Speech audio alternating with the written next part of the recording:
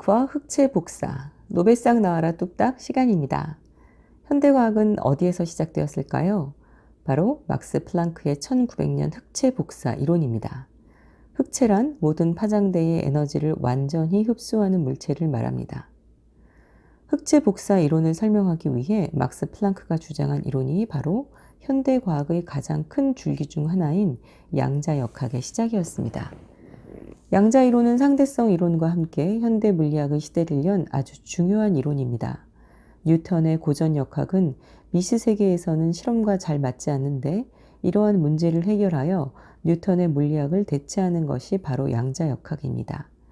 오늘은 바로 양자 역학의 탄생과 관련된 노벨상 이야기를 해볼까 합니다.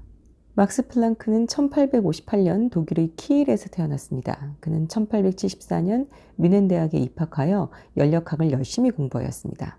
그리고 베를린 대학으로 옮겨 당대의 천재였던 헬름홀츠와 키르이호프로부터 사사합니다. 박사학위를 받은 후 뮌헨 대학의 강사를 거쳐 베를린 대학의 교수가 되었습니다. 그는 베를린 대학에서 교수 생활을 하며 당시 가장 큰 문제였던 원자 내에서의 실험적 사실이 고전적인 이론과 잘 맞지 않는 문제를 그의 전공이었던 열역학을 통해 해결하려 하였습니다.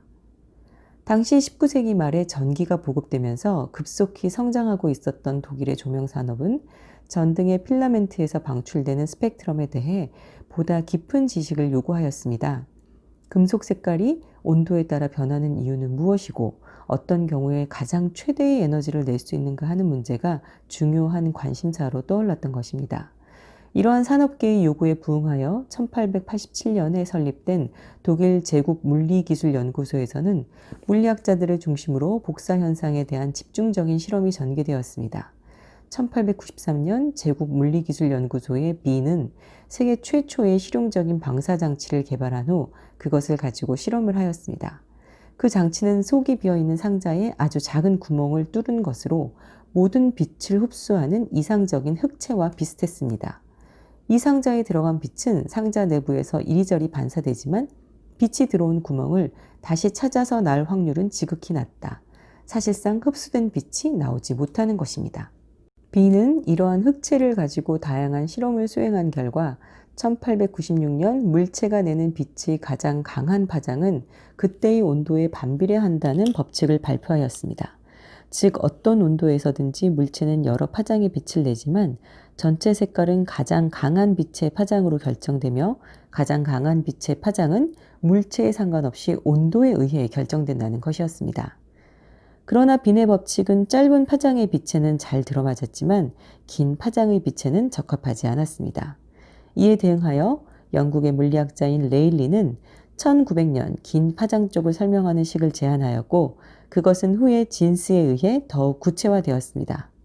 그런데 레일리의 식은 긴 파장에는 잘 맞았지만 빈이 설명한 짧은 파장에는 설명하지 못했습니다. 이러한 상황에서 플랑크는 흑체 복사와 관련된 각종 실험 데이터를 원만하게 설명할 수 있는 방법을 찾으려고 하였습니다. 숱한 고민 끝에 플랑크는 빛의 에너지가 연속적인 값이 아니라 어떤 단위값의 정수배가 되는 특정한 값만을 가진다는 가정을 세웠습니다. 이러한 가정을 바탕으로 1900년 12월 14일에 개최된 독일 물리학회에서 에너지 양자 가설을 발표하였습니다. 당시 이 주장은 가히 지난 300년을 지배하던 뉴턴 물리학이 붕괴되는 것을 알리는 신호탄이 되었습니다. 이 순간이 바로 현대 물리학의 양대 산맥이라 할 수 있는 양자 역학이 탄생하는 순간이었던 것입니다. 플랑크는 복사 현상을 잘 설명할 수 있는 법칙을 만드는 과정에서 양자 가설을 만들었지만 당시 에너지가 연속적인 값을 가지지 않는다는 것은 이해하기 어려운 일이었습니다. 빛이 파동인 이상 에너지가 불연속적인 이유를 찾을 수 없기 때문이었습니다. 불연속이라는 개념이 이상하지 않으려면 빛이 작은 에너지 덩어리의 모임, 즉 입자의 성격을 가진 것으로 간주되어야 했습니다. 플랑크가 제안한 가설의 의미는 1905년 젊은 과학자 아인슈타인이 빛을 입자로 보는 양자 개념을 사용하여 광전 효과를 설명함으로써 규명되기 시작하였습니다. 또한 플랑크의 양자 가설은 1913년 보우의 원자 모형에도 사용되었고 1923년 프랑스의 드 브로이가 물질의 파동성을 주장하면서 빛을 발했습니다. 이로써 양자역학이 20세기 학문의 가장 중요한 자리를 차지해 나가기 시작하였습니다.